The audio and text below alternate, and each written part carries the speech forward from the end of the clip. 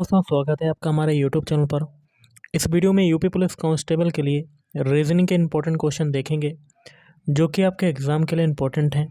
Video start करने से पहले आप लोगों से एक बात कहूँगा, जो लोग नए हैं तो प्लीज़ चैनल को ज़रूर सब्सक्राइब कर लें। चलिए स्टार्ट करते हैं। देखिए गाइस, आज के सेशन में पहला क्वेश्चन है, निम्न श्रृंखला में प्रश्न चिन्ह के स्थान पर क्या आएगा। तो देखिए यहाँ पर लगा हुआ है क्वेश्चन मार्क। तो इस टाइप के क्वेश्चन में क्या होता है, जो तरीका पहले से दूसरे या दूसरे से पहले बनने में लगता है वही तरीका हम लोग आगे अप्लाई करते हैं। तो सबसे पहले IRXO से OFDC बनाते हैं और इसमें जो तरीका लगेगा वही तरीका हम लोग LUOR के लिए लगाएंगे। तो सबसे पहले हम लोग अल्फ़ाबेट लिख लेते हैं IRXO। इनके अल्फ़ाबेट कोड लिखते हैं। I का कोड होता है 9, R का होता है 18, X का होता है 24 और O का होता है 15। इससे क्या बनता है आपका OFDC। अब इनके भी अल्फ़ाबेट कोड लिखते हैं। O का होता है 15, F का होता है 6, D का होता है 4 और C का होता है 3। देखिए 9 से 15 बना, तब आपका क्या हो रहा है, 6 जुड़ रहा है। 18 से 6 बना, तब आपका 12 घट रहा है। और 24 से 4 बना, तब आपका 6 जुड़ा। और 15 से 3 बना, तब आपका 12 घटा। मतलब एक सीरीज़ चल रही, पहले 6 जुड़ा, फिर 12 घटा, फिर 6 जुड़ा, फिर 12 घटा। यही तरीका LUOR के लिए लगाएंगे। तो हम लोग क्या करते हैं, अल्फ़ाबेट पहले लिख लेते हैं LUOR। इनके अल्फ़ाबेट कोड लिखते हैं। L का कोड होता है 12, U का कितना होता है 21, O का होता है 15, R का होता है 18। सबसे पहले 12 में हम लोग क्या करेंगे, 6 जोड़ते हैं। ओके, तब आपका कितना आ जाता है 18। अब 21 में 12 घटा देते हैं तो हमें कितना मिलता है, 9 मिलता है। अब 15 में 6 जोड़ देते हैं, तब हमें क्या मिलता है 21। अब 18 में 12 घटाते हैं तो हमें क्या मिलता है 6। इनके अल्फ़ाबेट लिख लेते हैं। 18 किसका होता है, 18 होता है R का, 9 किसका होता है I का होता है, 21 किसका होता है U का होता है और 6 किसका होता है F का। ये जो अल्फ़ाबेट मिले यही आपका आंसर हो जाएगा। और ये कौन से ऑप्शन में आ रहे हैं, option D. Option D is right answer. अब देखिए, निर्देश है प्रश्न संख्या 52 से 53 के लिए। दिए गए प्रश्नों में विषम पद चुनिए। विषम क्या होता है कि 4 ऑप्शन आपको क्वेश्चन में दे दिए जाते हैं, जिसमें से जो 3 जो होते हैं ऑप्शन वो तो आपके समान हो जाते हैं, और जो एक ऑप्शन बचता है वो अन्य तीनों से क्या हो जाता है, भिन्न हो जाता है, अलग हो जाता है, विषम हो जाता है, असंगत हो जाता है। ये सभी नाम होते हैं। तो 52 में आपका विषम कौन सा होगा, तो 52 में हो जाएगा आपका पक्षी। Option B is right answer.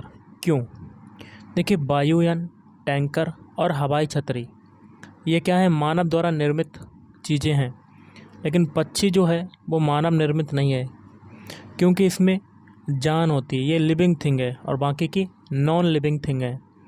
तो option B is right answer. अगला है 53 में आपका क्या होगा, विषम।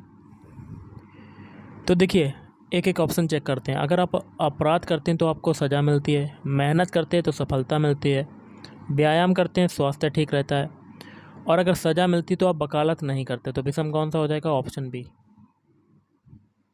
नेक्स्ट क्वेश्चन आपका है, एक निश्चित कूट भाषा में रिक्वायर को IREVQER लिखा जाता है, उसी कूट भाषा में टार्निस को किस प्रकार लिखा जाएगा। सबसे पहले रिक्वायर के सारे अल्फ़ाबेट लिख लेते हैं। REQUIRE।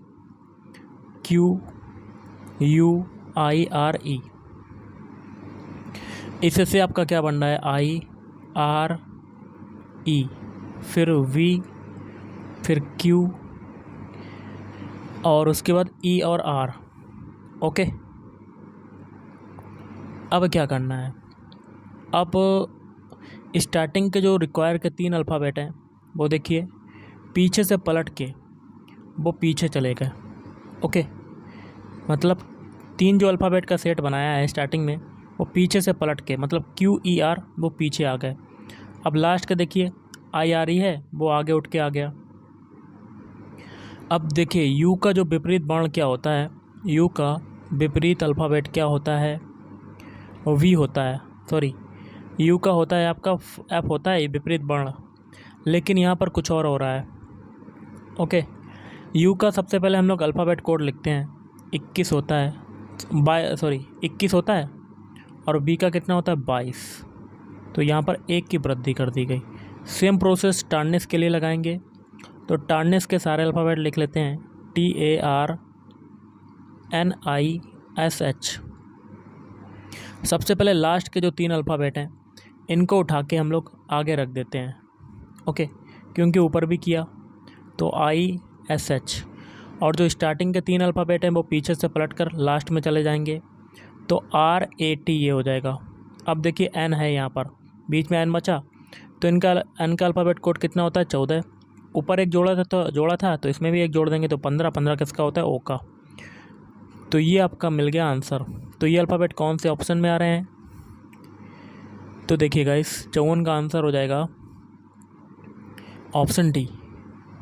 Option D is right answer.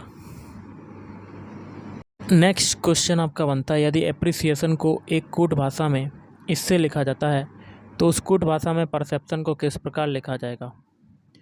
तो हम लोग क्या करते हैं, एप्रिसिएशन के सारे अल्फ़ाबेट लिख लेते हैं, APP, फिर है R, फिर क्या है E, फिर है C, फिर I, फिर A, फिर T, फिर I, O और N। इनके कोड लिखे हुए हैं। A का देखिए 1 है, P का देखिए क्या है 7 है, फिर देखिए P का है 7, R का कितना है 8, E का कितना है 3, और C का कितना है 2, I का कितना है गाइस, I का है 4, और A का फिर कितना है 1। स्टार्टिंग में भी A का 1 है और आगे भी है, मतलब सेम है। अब देखिए T का फिर आगे कितना है 9, I का कितना है 4, O का कितना है 6, और N का कितना है 5। तो हमें परसेप्शन के बताना है क्या होगा, तो परसेप्शन के सारे अल्फ़ाबेट लिख लेते हैं, PERCEPTION।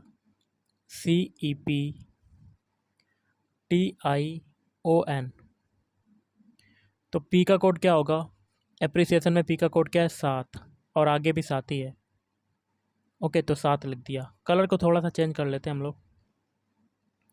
अब है E की बारी। E का कोड देखिए ऊपर कितना है 3, तो नीचे 3 लिख दिया। अब परसेप्शन में है R का कोड ऊपर कितना है 8, तो 8 लिख दिया। अब है C की बारी। C का कोड कितना है ऊपर 2, तो नीचे भी 2 लिख दिया। E का कोड अब ऊपर हम लोग एक बार लिख चुके हैं 3 है, तो नीचे फिर 3 लिख दिया। अब है P की बारी। P का हम लोग आगे एक बार 7 लिख चुके हैं, तो 7 फिर हो जाएगा। ओके, अब है TION लास्ट में कितना है 94 65, तो 94 65 लिख देते हैं। ओके, ये जो अंक मिले यही आपका आंसर हो जाएगा। और ये कौन से ऑप्शन में आ रहे हैं, तो देखिए गाइस, ये हो जाएगा आपका answer option A. Option A is right answer.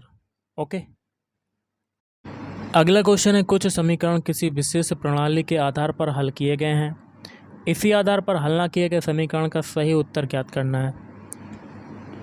ये पहला समीकरण, ये दूसरा समीकरण, और तीसरे समीकरण में यहाँ पर लगा हुआ है क्वेश्चन मार्क, तो कौन सा नंबर आएगा?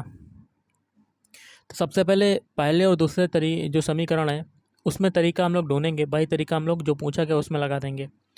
पहला समीकरण 6 9 2, तो 6 को माना A, 9 को माना V, और 2 को माना C। इससे आपका क्या बनना 926। अब देखिए 9 को क्या माना है V, और 2 को माना है A, और 6 को माना है C। 6 को क्या माना है A माना है, तो यहाँ पर दोबारा कर लेते हैं। 9 को क्या माना है गाइस, 9 को माना है V, 2 को माना है C, और 6 को माना है A। BCA टर्म में बन गया। यही तरीका सेकंड समीकरण में लगाते हैं, ABC मान लेते हैं। बनना है 213। 2 को क्या माना है V, 1 को माना है C, 3 को माना है A, तो ये भी देखिए BCA टर्म में बन गया। सेम प्रोसेस हम लोग तीसरे समीकरण में लगाएंगे, ABC मान लेते हैं, और इसको भी BCA टर्म में सेट कर लेते हैं। B को क्या है कोड 4, C का कोड कितना है 8, और ए का है 0, तो 480 आपका आंसर हो जाएगा। तो option D is right answer. अगला है चिन्हों के किस अदल बदल से निम्न समीकरण सही हो जाएगा। तो एक ऐसा ऑप्शन चुनना है जिसके चिन्हों को इक्वेशन में अप्लाई करने पर वो 7 के बराबर आ जाए। तो वो हो जाएगा ऑप्शन आपका कौन सा, ऑप्शन सी। माइनस की जगह क्या करेंगे, माइनस की जगह हम लोग प्लस कर देंगे, और प्लस की जगह माइनस की जगह हम लोग क्या करेंगे गाइस, भाग, और भाग की जगह माइनस। तो कर लेते हैं समीकरण को, इक्वेशन को सॉल्व करते हैं। 30 माइनस की जगह भाग कर दिया, फिर 6 भाग की जगह माइनस कर दिया, 4 + 2 × 3, ये हो गया आपका। अब इसको सॉल्व करने पर वो 7 के बराबर आना चाहिए, तभी आपका ऑप्शन सी सही होगा। बॉडमास रूल के अकॉर्डिंग सबसे पहले भाग वाला सॉल्व करते हैं। तो 30 में 6 का डिवाइड करेंगे, तो 6 पंजे 30, तो 5 - 4 + 2 × 3। बॉडमास रूल के अकॉर्डिंग हम मल्टीप्लाई वाला सॉल्व कर लेते हैं। तो 5 - 4 + 6। अब देखिए 6 और 5 कितना होता है, 11। 11 में से 4 जाएगा तो आपका कितना आ जाएगा, 7। देखिए 7 आ गया, तो option C is the right answer. अगला क्वेश्चन है, दिए गए विकल्पों में से लुप्त संख्या ज्ञात करें। देखिए यहाँ पर है लुप्त संख्या बतानी है, तो हम लोग एक एक कॉलम को सॉल्व करेंगे। पहले कॉलम को सॉल्व करेंगे, फिर दूसरे कॉलम को सॉल्व करेंगे। पहले कॉलम में 36, दूसरे कॉलम में 72। इन दोनों को निकालने का तरीका जानेंगे, वही तरीका तीसरे कॉलम में लगा देंगे। पहले कॉलम में हमें 36 लाना। 36 के ऊपर कौन कौन सी संख्याएं हैं, 6, 3 और 2। 6 का 3 में मल्टीप्लाई, 6 3 18, और 18 का 2 में मल्टीप्लाई, तो 36। सेम प्रोसेस दूसरे कॉलम में लगाएंगे। 4 छंग 24, 24 या 72। अब इसमें भी यही लगा देंगे, आगे भी 5 25, 25 चक्कू 100। तो आपका आंसर हो जाएगा ऑप्शन ए। नेक्स्ट क्वेश्चन है, अंजू अपने घर से साइकिल पर दक्षिण की ओर 8 किलोमीटर जाती है। मान लेते ये है स्टार्टिंग पॉइंट, दक्षिण दिशा होती है नीचे की तरफ। कितने किलोमीटर जाती है, 8 किलोमीटर। फिर दाएं मुड़ती है और 5 किलोमीटर जाती है। तो यहाँ से आपका दायां क्या हो जाएगा, इधर की तरफ 5 किलोमीटर। फिर दाएं मुड़कर 8 किलोमीटर जाती है, यहाँ से आपका दायां ऊपर की तरफ हो जाएगा, कितना हो गया, 8 किलोमीटर। और फिर बाएं मुड़कर 10 किलोमीटर जाती है, तो यहाँ से आपका ऊपर जो लास्ट पोजीशन है बायां आपका इधर हो जाएगा, कितना जाती है, 10 किलोमीटर। उसे सीधे अपने घर पहुँचने के लिए कितने किलोमीटर साइकिल और चलानी पड़ेगी, यहाँ से लेके यहाँ तक की दूरी बतानी है। 10 किलोमीटर ये है, नीचे ये 5 है, तो ऊपर भी ये 5 हो जाएगा। तो 10 + 5 कितना हो जाएगा, 15। Option C is right answer. अगला क्वेश्चन है, यदि मास्टर को एक कूट भाषा में सैमरेट लिखा जाए तो उस कूट भाषा में कैरेट को किस प्रकार लिखा जाएगा। तो सैमरेट के सारे अल्फ़ाबेट लिख लेते हैं, SAMRET। इसको क्या लिखा जा रहा है, मास्टर को सैमरेट लिखा जा रहा है, तो मास्टर के सारे अल्फ़ाबेट लिख लेते हैं। इसको क्या लिखा जा रहा है, सैमरेट, SAMRET। अब देखिए S देखिए क्रॉस मल्टीप्लाई आगे आ गया, M पीछे चला गया, A बीच में रहा, 3 3 के जोड़े बना लेंगे। R देखिए आगे आ गया, T पीछे चला गया, E वैसे ही रहा। सेम प्रोसेस हम लोग कैरेट के लिए लगाएंगे। कैरेट के सारे अल्फ़ाबेट लिख लेते हैं, CARROT। R आपका आगे आ गया, A बीच में रहा, और C पीछे चला गया। सेम प्रोसेस इसमें लगाएंगे, T आपका आगे आ गया, O बीच में रहा, और R पीछे चला गया। तो ये जो अल्फ़ाबेट मिले हैं रेक्टर, तो option A is right answer. अगला 6 मित्र हैं, ABCDE और F, पूरब की ओर मुँह करके एक पंक्ति में बैठे हैं। ओके, तो पूरब दिशा उधर की तरफ होती है, इधर। तो इस दिशा में 6 लोग हैं, मुँह करके बैठे हैं एक पंक्ति में। तो एक पंक्ति बना लेते हैं 6 लोगों की। ओके, आगे कहता है C बीच में है A और E के। A ऊपर होगा, E इधर होगा, तो C कहाँ हो जाएगा, बीच में इनके। अब आगे क्या कहता है, B E के निकटतम दाएं। B जो है E के निकटतम दाएं, E का निकटतम दायां नीचे होगा, तो B इधर आ जाएगा। लेकिन D के बाईं ओर है, तो D जब इधर होगा तो D के बाईं ओर B इधर हो जाएगा। F जो है दाएं छोर पर नहीं, नीचे मतलब दायां छोर है, तो अब इधर नहीं होगा, तो कहाँ होगा, ऊपर की तरफ। दाएं छोर पर कौन है अब, तो दाएं छोर पर आपको पता ही है, तो आपका आंसर क्या हो जाएगा, ऑप्शन ए। नीचे दाएं छोर पर कौन है, D, तो ऑप्शन इज राइट आंसर। अगला, निम्नलिखित में से कौन सी आकृति मधुमक्खी, कीट और मक्खी के बीच संबंध को भली भांति दर्शाती है। सबसे बड़ा आपका सर्किल होगा कीट का, और कीट में क्या क्या आ जाते हैं, मक्खी और मधुमक्खी, इनके दोनों के सर्किल अलग होंगे। तो ऐसा वेन डायग्राम बनेगा। तो option C is right answer. Next question है, नीचे दिए गए विकल्पों में से कौन सा निम्नलिखित शब्दों का सार्थक आरोही क्रम दर्शाएगा। आरोही मतलब छोटे से बड़े की ओर। तो ऑप्शन बी, पहले देखिए पाषाण युग हुआ, फिर धातु युग आया, फिर मिस्र धातु युग, फिर अणु युग। तो गाइस आज के इस वीडियो में इतना ही। थैंक यू, धन्यवाद। आपका दिन शुभ रहे।